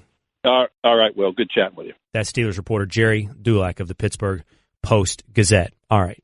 Now, I promise for you, I'm going to give you which 0-2 team has the best shot to make the playoffs. Plus, what are the top 5 scariest offenses in the NFL? All that's coming up straight ahead on the Will Cain Show on ESPN Radio and the ESPN app. I'm going to head to the head and see if I can make this light go out and how long it takes. Next. Thank you for listening to the Will Cain Podcast. You can listen to the Will Cain Show live weekdays at 3 Eastern on ESPN Radio and on the ESPN app. The Will Cain Podcast. Guys, let's be real. When you look good, you feel good. At the JCPenney wardrobe sale, you can get 50% off select men's suits separate, sport coats, dress pants, and accessories. Plus, select dress shirts, buy one, get one free. Raise your game with Collection by Michael Strahan. All the right looks to take your style to the next level. Also, save an extra 20% off with your JCPenney credit card and coupon or extra 15% off with any other method of payment. Hurry in. JCPenney. Style and value for all. Pricing and coupon valid 9/13 and 9/23. Credit offer subject to credit approval. Some exclusions and restrictions apply. See store at jcp.com for coupon and details. You guys aren't buying suits off the rack anymore, right? I mean, look, everybody not only looks better, but feels more confident in a custom-fitted suit, made to measure. But here's the deal. You don't have to go to fancy tailors anymore. No. You can do this affordably, and I've been doing it for a while now. Indochino is the world's most exciting made-to-measure menswear company. Here's how it works. You visit a stylist at our showroom and have them take your measurements personally or measure at home yourself and shop online at Indochino.com. Choose your fabric inside and out. Choose your design customizations. Submit your measurements with your choices. Then relax while your suit gets professionally tailored and mailed to you in just a couple of weeks. And did you know that Indochino is expanding into casual clothing with made-to-measure chinos? That's right. Your made-to-measure chinos will quickly become your go-to pant, pairing easily with suit jackets as they do with a sweater. And they'll be good any time of year for any occasion, from boardroom meetings to Sunday brunches. Indochinos start at an introductory price of $79. This week, my listeners can get any premium Indochino suit for just $359 at Indochino.com when you enter Cain, C-A-I-N, at checkout. That's 50% off the regular price for made-to-measure premium suits. Plus, shipping's free. That's Indochino.com, promo code Cain, C-A-I-N, for any premium suit for just $359 and free shipping. It's an incredible deal for a premium made-to-measure suit. Support for the Will Cain Show podcast comes from our friends at Rocket Mortgage by Quicken Loans. Let's talk about buying a home for a moment. Because of rising interest rates, there's a lot of unpredictability when it comes to buying a home these days. It's causing a lot of anxiety with folks. Well, our friends at Quicken Loans are doing something about that. They're calling it the power buying process. Here's how it works. Quicken Loans will verify your income, assets, and credit in less than 24 hours to give you a verified approval. This gives you the strength of a cash buyer. Then, once you're verified, you qualify for their all-new exclusive Rate Shield approval. First, they'll lock your rate for up to 90 days while you shop. Now, here's the best part. If rates go up, your rate stays the same. But if rates go down, your rate also drops. Either way, you win. It's the kind of thinking you'd expect from America's largest mortgage lender. To get started, go to rocketmortgage.com/will. Rate Shield approval only valid on certain 30-year purchase transactions. Additional conditions or exclusions may apply. Based on Quicken Loans data in comparison to public data records. Equal housing lender. Licensed in all 50 states. NMLSconsumeraccess.org number 3030. This is the Will Cain Podcast on ESPN Radio. Your team is going up against the Kansas City Chiefs, the Pittsburgh Steelers. Your team is about to go up against the Green Bay Packers, one of the most potent offenses in the NFL. Which one?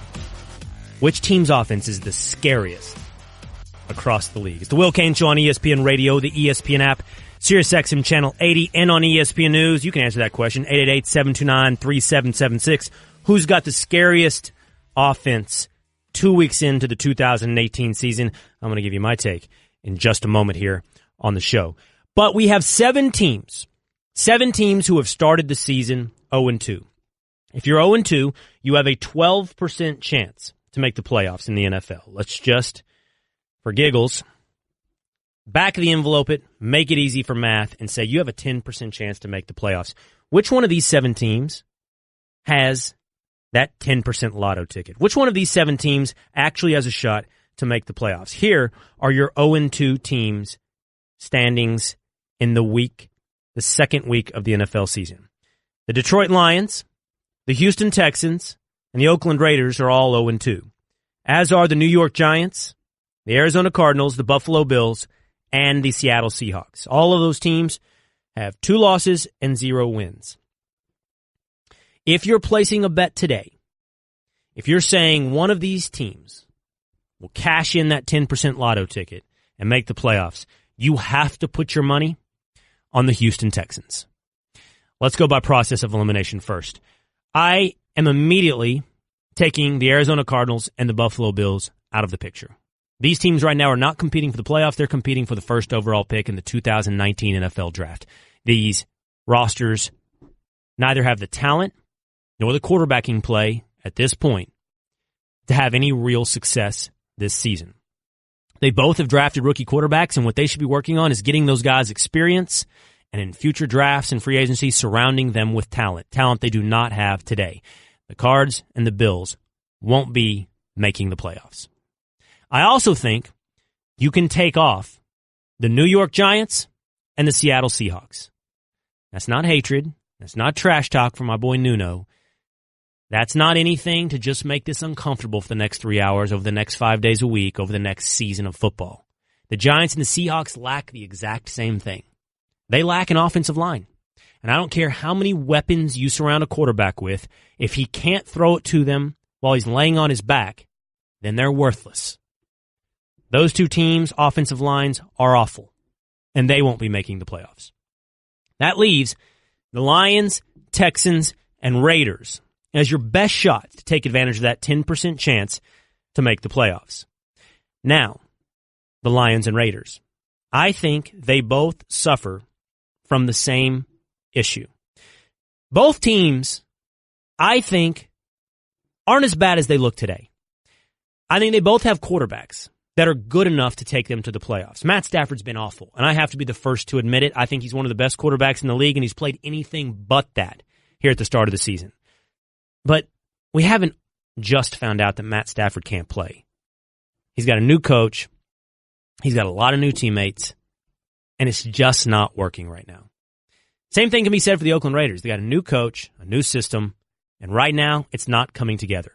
But the Raiders and Lions are in tough divisions that it's going to be tough to climb out of that 0-2 hole that they sit in. The Raiders, I think, have 2 of the better teams now in the AFC. I think the Los Angeles Chargers and the Kansas City Chiefs are both playoff worthy. And the team I'm not mentioning, the Denver Broncos, is sitting at 2-0. It's just too difficult for the Raiders to climb out of where they sit today compared to those teams. And as for the Lions, no matter how much they could get it together under Matt Patricia going forward, they'd still have to overcome what I think are 2 playoff teams in that division now. The Minnesota Vikings and the Green Bay Packers, with Aaron Rodgers playing. I don't think the Detroit Lions can climb above those two teams. That leaves the Houston Texans as the 1-0-2 team I would put my money on to cash in that 10% lotto ticket, to take advantage, buck the odds, and make the playoffs. They got the Jags in their division, and even though they just lost to the Titans, I think they're gettable. And I think Deshaun Watson can go back to being close, if not exactly the way he was a year ago. It just may take some time. There you go. The Texans are the team most likely to make the playoffs among the 0-2 teams. Golic and Wingo will be live from Philadelphia this Friday in advance of Colts-Eagles, part of ESPN Radio's Fall Football Tour, brought to you by Grainger. The products and services you need when you need them. Grainger's got your back to help keep your facility running. Grainger, for the ones who get it done. We're getting back to our top 5 in the 5 this week. Back. The top 5. List radio talk is terrible. What are you laughing at? It's top 5 at 5 today. W for me. Top 5 at the 5. These are my 5 scariest offenses in the NFL. If your team is playing one of these teams, you're thinking, boy, I hope we can. What's so funny? What's going on? This conversation right here? What's going on? Fill me in. I feel left out.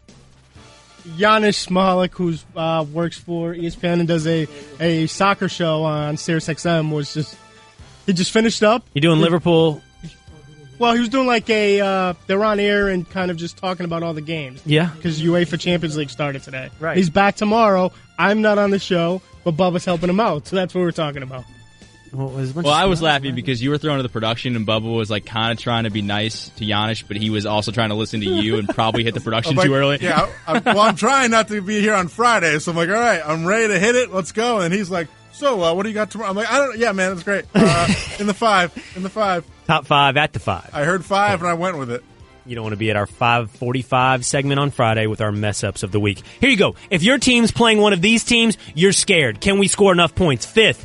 Despite their drama, it's still, without Le'Veon Bell, still the Pittsburgh Steelers. They can put up points. The Kansas City Chiefs saw that. It's still one of the most explosive and better offenses in the NFL. At number 4, look, I know I'm a critic.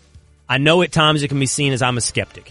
But the bottom line is if Aaron Rodgers is on the field, they're going to score when they need to. If your team is down to the Green Bay Packers, or better yet, your team is up and Aaron Rodgers has the ball, I mean, Jesus, how many do we have to score to stay ahead? You're terrified. You are. You're terrified of Aaron Rodgers, and you should be. At number 3, the Los Angeles Rams.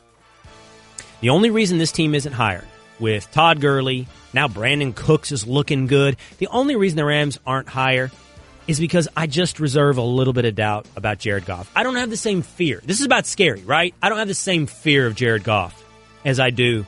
And the only reason ahead of Aaron Rodgers is because of his weapons and his running game and everything around him. I mean, you know the difference. Who are you scared of? Jared Goff, you're not scared of yet.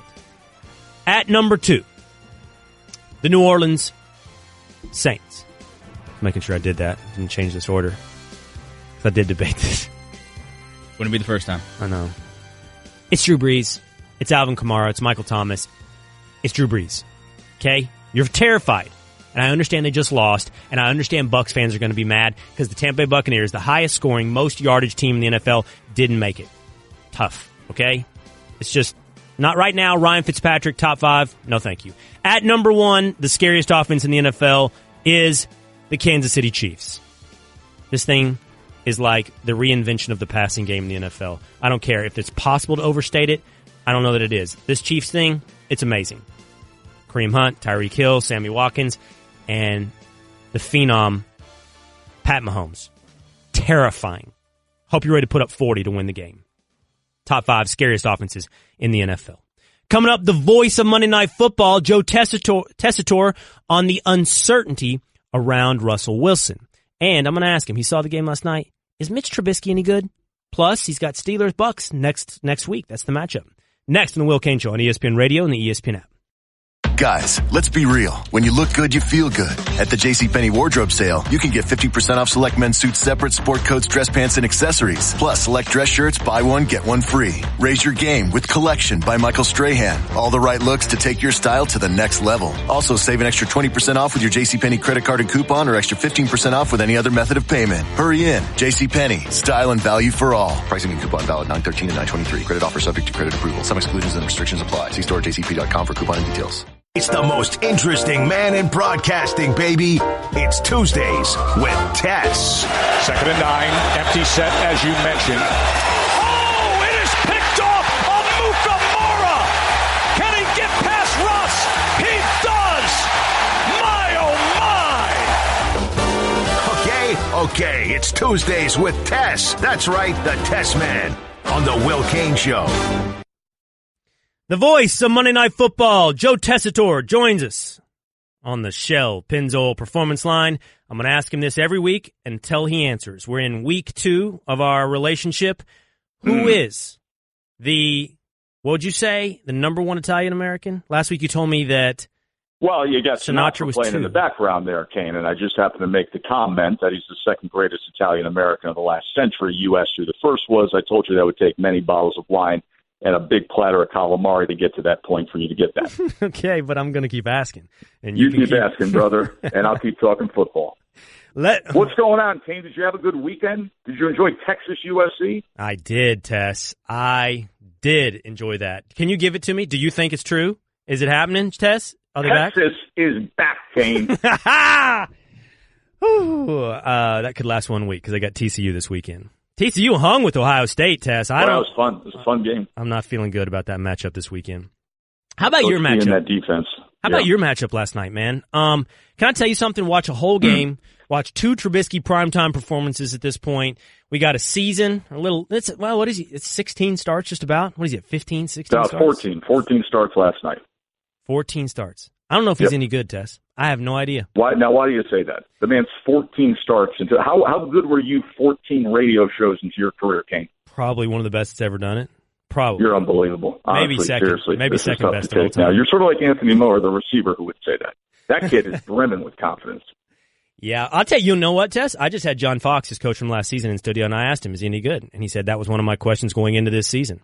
So, I mean, the reason I ask you that, Tess, the reason I say that is because in parts of the game, specifically in the scripted plays part of Matt Nagy's offense at the beginning of the game, he looks great. In other parts of the game. Last week, too, right? Right. Green Bay. Right. Was 4 for 4 on the opening drive in Green Bay, and then came out last night, had the 96-yard drive. I completely agree. And then the rest of the game, it's a lot of horizontal passing, not all the time, but I don't know, Tess. What do you know? It's hard to win in the NFL. It's very hard to win in the NFL. It's very hard to win in the NFL when you're a 23-year-old who is thrown into a fire. Then you get a new coaching staff, so you reset and basically have a reset rookie year. And now you're sitting there. There were very good moments to take away from week 1. You happen to be playing opposite one of the greatest players to ever play. And if Fuller catches a ball that should have been a closeout the game interception, you're not framing it quite the same way. You now come back and win your home opener. There were also moments last night that you admit that you liked. Yeah. I don't have an issue with Mitchell Trubisky being a guy who can lead this group to playoff success in the coming years and be a team that can contend for championships, especially knowing what's on the other side of the ball and the development of this offense being the exact blueprint of what is now in full blossom in Kansas City. No doubt. And I love the Andy Reid coaching tree. I love what Nagy has the potential to do in Chicago. And don't read my lack of knowledge as saying Trubisky won't. I'm not saying he's not good. I'm literally saying I can't tell. I don't know yet. Well, that's okay. He's 14 games into his career. And really, I do know about Pat Mahomes, though. He's 2 games into what he will be and what this offense will be. Well, just put a line through last year. You ever play the ponies, Cain? You ever handicap horse racing? No. We have a phrase. We say put a line through it. You see a race? Yeah, that's a throwaway. We're just going to put a line right through that. Put a line through Trubisky last year. He got out there. He got some experience. Now we watch. Now we see with Nagy and with this offense and how he's going to handle. And listen, I spent time with him on Saturday. I was with Nagy as well. And he said to us, he says, I'm learning how to handle this guy a little differently. I have to pull back a little bit. Listen, you just went from Alex Smith, who's like having a Rhodes Scholar at quarterback, and a group that's been in that offense, and they've been around it. So you trim it down a little bit, you manage with him, you see where it takes you, you find some success, and you grow with it. I'll tell you right now, he's a heck of an athlete. Yeah, you could see, I could see that last night running the ball. Yeah, right. He's a heck of an athlete. Yeah, you're right. I mean, his runs down, he juked some guys 10, 15 yards downfield that you don't see very often at the quarterback position in the NFL. I'll tell you this. I'll put a line through it, okay? We're talking to Monday Night Football. Last year. You're putting a line through last year. I think the problem you have is you look at that draft class and you see Watson and you see Mahomes. Can I just hammer your point? Because you can call it unfair, but you talk about 14 games. I've seen 2 of Sam Darnold and 3 of Mahomes, and it's not fair because those guys are not the same guy. But I do know about those 2. I do feel comfortable saying, and Mahomes at this point is calling it obvious, but even in Darnold, I see it. I see it's going to be okay. He's a franchise guy. I can see it, I feel like, with Darnold. I got no problem with Trubisky, but we'll move on from that. Okay. What about the other guy? What about the other guy last night? Can Russell Wilson do this by himself? Because it sure looks like he has to in Seattle. Well, he had to do it by himself last year, and now we see that defense was so thinned out last night, and yet they played up as they could. And Russell was telling us the other day, he says, hey, I feel like I'm just at the beginning of where I want things to go. I feel the time is now. I don't see the time being now. I see this Seattle franchise in a very, very different place. And I know the attrition and the transactions and the retirements and the trades and everything that's happened with the defensive faces that are new to us on that side of the ball. But I do think maybe it's perhaps too much to ask of them. And I think they have a question to ask about the future of that franchise. This is a guy that's going to be in line for a contract extension heading into the 2019 season. They could use the franchise tag. He's making nearly $22 million a year. But if you think that at this stage, a guy who's been to Super Bowls and is at that, that late summer of his career, right in the prime, where you're going to throw around Aaron Rodgers kind of money or Matt Ryan kind of money, I think you got to get great pause and ask yourself as a franchise what you believe in. What does that mean, what you believe in? Do you believe in this guy? Do you believe this is the route that we need to go? Or do you cycle back to what has been, the normal strategy and plan of having a rookie contract quarterback and a guy who represents less of your salary cap? When they went to the Super Bowl, he was 1% of their salary cap. So is this fair, talking to the voice of Monday Night Football, Joe Tessitore here? The question you're asking, the question the Seahawks have to ask themselves is, can we pay Russell Wilson to be a guy that does it on his own the way Aaron Rodgers is paid to be a one-man show in Green Bay? And therefore, is Russell Wilson in that class of guys, the Rodgers? Well, I think that feels like an easy one to answer for me. Is it for you? Yeah, I don't think, honestly, Tess, if we were ranking them, I don't think he's far away, but I think there's a big chasm between Brady, Rodgers, Breeze, and then the next thing that happens on that list. Cain, let me give you this. 2014 salary cap for Seattle. He was 0.7 of their cap. Mm-hmm. He's right now currently 16.3. And he's got an extension coming. Up. You tell me, bro. I'll tell you in the future. How about that, Tess? Sounds good. Really good. Last night and today, man. You got Steelers, Bucks next Monday night. You're going to have some drama on your hands. Little Fitzmagic, a little soap opera on one side, and then a little nightlife on the other with Fitzmagic. I am looking forward to that. We will be watching. Thanks, Tess. Appreciate your time, man.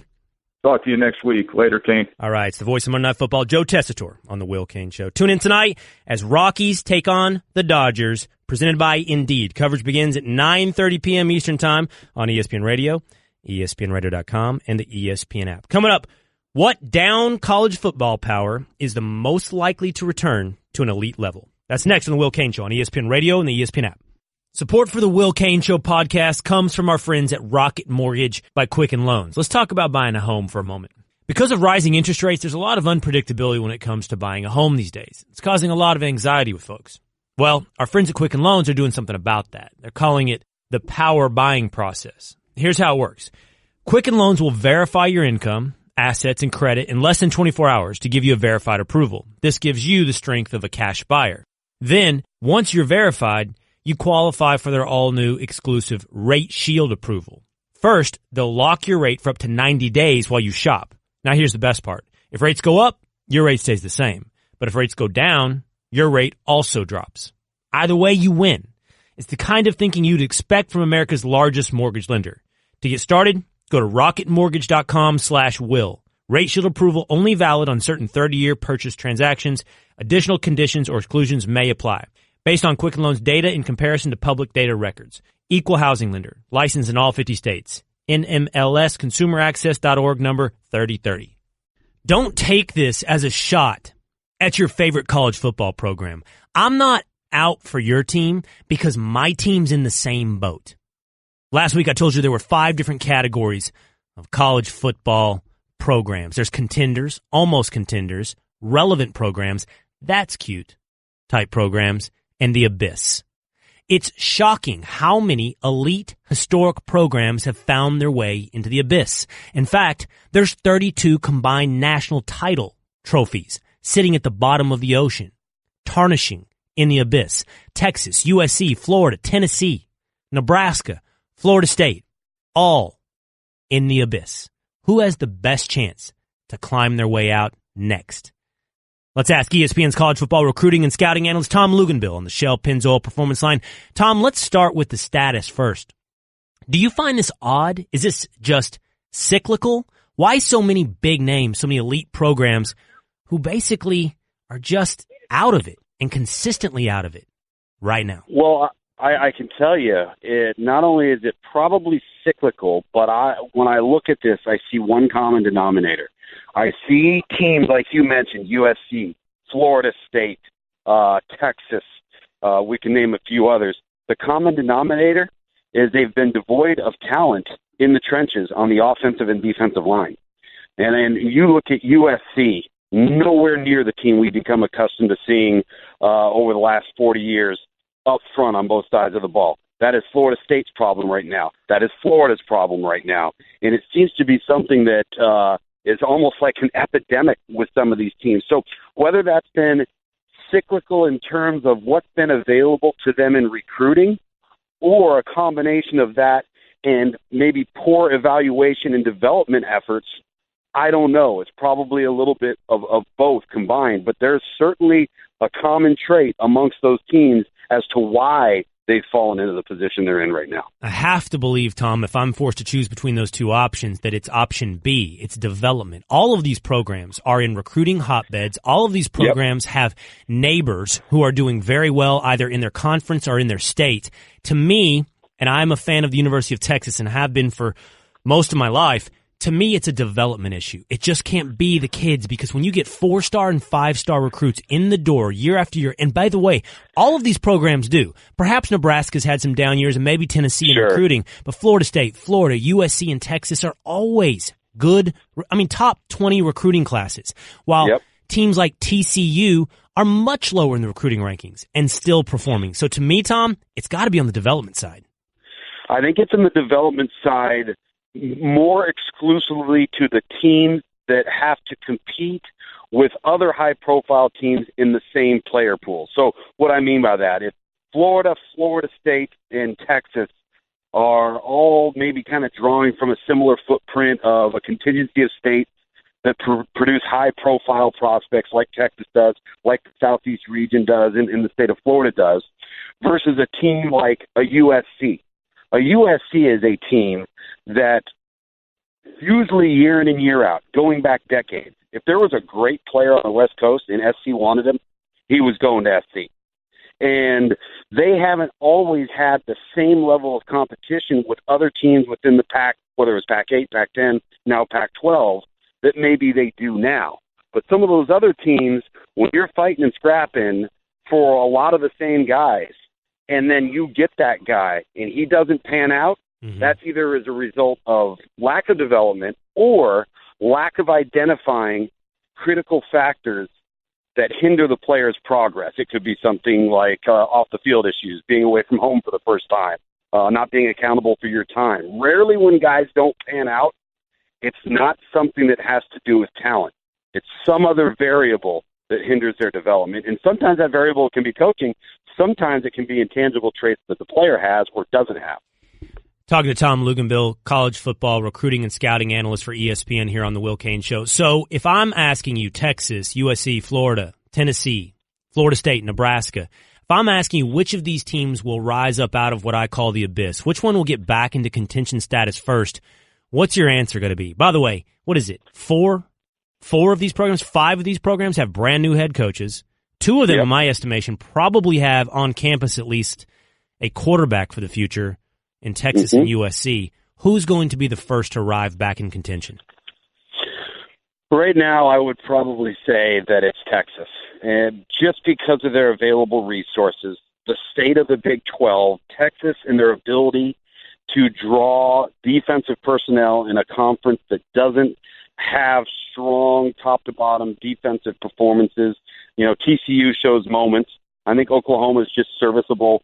But Texas is one of those teams that can dominate on the defensive side of the football if they do it right. If that happens, now all of a sudden you are a different type of team in a pass-happy conference. And I don't know if there's other teams in that conference that can do that the way that Texas can.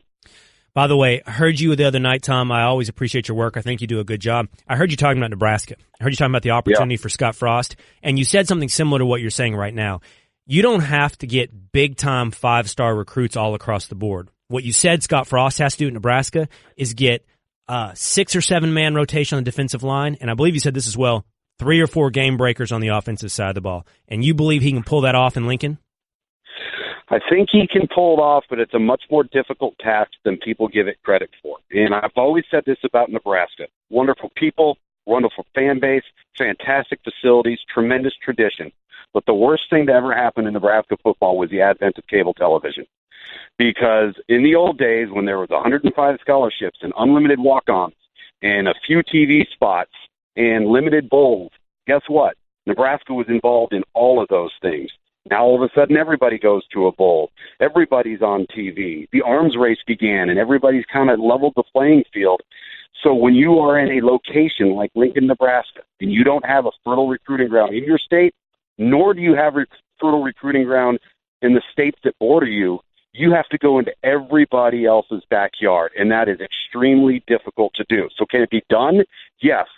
Is he probably the right guy to do it in this moment? Absolutely, but you don't wave a magic wand and have it happen overnight. All right, good stuff. Really good stuff as always. Tom, appreciate you jumping on the phone with us. You bet, man. Thanks. That's Tom Luganbill on The Will Cain Show. From now through September 25th, more than 100 Bristol-Myers Squibb employees are cycling across the country with the goal of raising $1 million for the V Foundation for Cancer Research. Help support the Coast to Coast for Cancer Ride by visiting cancerbikeride.org. Coming up, Josh Gordon is a New England Patriot, and that says something loudly about Dez Bryant. Next on the Will Cain Show on ESPN Radio and the ESPN app. So you're sitting at home, and you're waiting for a job. You're hoping to get employed. You have a unique skill set in this world. You have marketability. You are Dez Bryant. What does it say to you when you look around the league, and not only is Josh Gordon a guy who literally hasn't played much football since 2013, a guy who is the embodiment of unreliability. And God bless him, I wish Josh Gordon the best. I hope he gets his life together, and I hope he turns into the all-world, otherworldly talent that we all think he can be. But let's not sugarcoat it, and let's not refrain from saying the obvious. Josh Gordon, you can't count on. And you're Dez Bryant, and you're watching Josh Gordon get traded for by the New England Patriots. What does that say about you? How about this? Your former employer, the Dallas Cowboys, desperately need a wide receiver. And when they sign a wide receiver today, it's not trading for Josh Gordon. It's re-signing a guy they said goodbye to just this past offseason and was cut by the Arizona Cardinals. The Dallas Cowboys re-sign Bryce Butler. What does that say about Dez Bryant? Now, I don't know if it's a Dez Bryant overplayed his hand. I don't know if he's asking for too much money. I don't know if he's trying to Goldilocks this deal where the Ravens wanted too long of a deal and the Browns wanted too short of a deal, or he's trying to find just the right situation for himself to land into.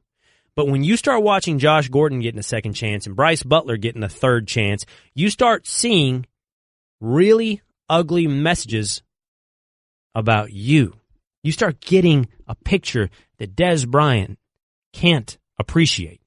Here's what Pat McMenamin, ESPN's NFL Nation Browns reporter, had to say about Josh Gordon and Dez Bryant. It almost seems like if they were going to sign him before, that they would have done it. They brought him in. They were excited about it. They had really good conversations, but it seemed like, and I shouldn't use the word seem, but I think Dez Bryant wanted more money than the Browns are willing to pay. And you could say that's silly for a team with all that cap room, but depending on how much it was that he wanted, it just wasn't what the Browns wanted to pay. I also think if Dez wanted to sign with the Browns, it could have been done already, and it just seems like he might want a team that may have a better chance to win quicker than the Browns do. How does this end for Dez Bryant? In all seriousness, how does this end? Because we're 2 weeks into the season, and we could rattle off a list of, I don't know, a half dozen teams who have a pretty obvious need at wide receiver. Dallas Cowboys, New England Patriots, Philadelphia Eagles, Seattle Seahawks, Cleveland Browns. Who else? San Francisco 49ers. There's 6 right there. How does Dez Bryant not have a job? Why is he asking for too much money? How many years does he want? Because at this point, Dez Bryant should take what originally it sounded like he wanted, a 1-year deal. And who cares if that 1-year deal is for $900,000 or $4 million? The design of the 1-year deal is to prove yourself that you deserve the deal you wanted originally from the Cowboys or somebody else. Man, is it an ugly message the league is sending to Dez Bryant right now. I believed in Dez Bryant. I think he's good enough to be in the NFL. I think Dez Bryant is a quality, at minimum, number 2 wide receiver in the NFL, and perhaps a low-end number 1 wide receiver for, a handful of teams in the NFL. It's shocking that he doesn't have a job today. Junior Seau, an NFL legend, was a force of nature on the field, but he was also electric off of it. A new 30 for 30 film, Seau, directed by Kirby Bradley, tells the story that stats can't. A searing and revealing portrait of the Hall of Famer's life and death. Seau is a tale of one of modern football's icons with a tragic end still reverberating through the sports world. Seau will be available exclusive on ESPN Plus starting Thursday. How do you think this plays out? Seriously. Cerruti, Nuno, Bubba.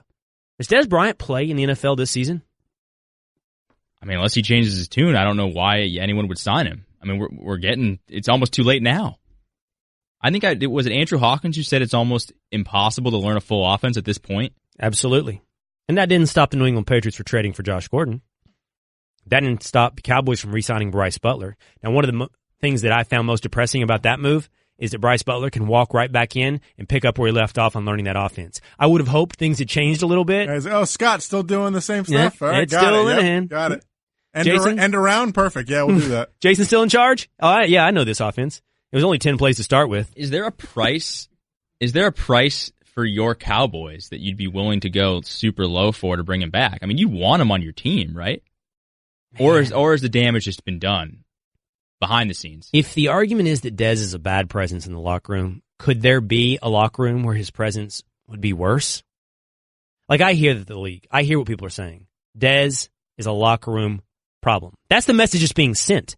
That's what teams are factoring in. But even if you got over that and you said, no, Dez's production will outweigh whatever surliness might be injected into your wide receiver room, the one place where you'd say it has to be the highest, it has to be the most, would be in Dallas. I mean, Dez took shots at Sean Lee, Jason Garrett, Scott Linehan, and he's just going to walk back in. It's going to be okay. Just a quick Jay-Z concert with Jerry Jones and everything's back on the mend. You saw that, right? They went to a Jay-Z concert together. Do you think sitting there listening to Jay-Z for 2 hours, by the way, Farm Aid this weekend, what's up? Nice. Jamie Johnson, Chris Stapleton, Sturgill Simpson, Willie Nelson. How many Jay-Z songs does Jerry Jones know?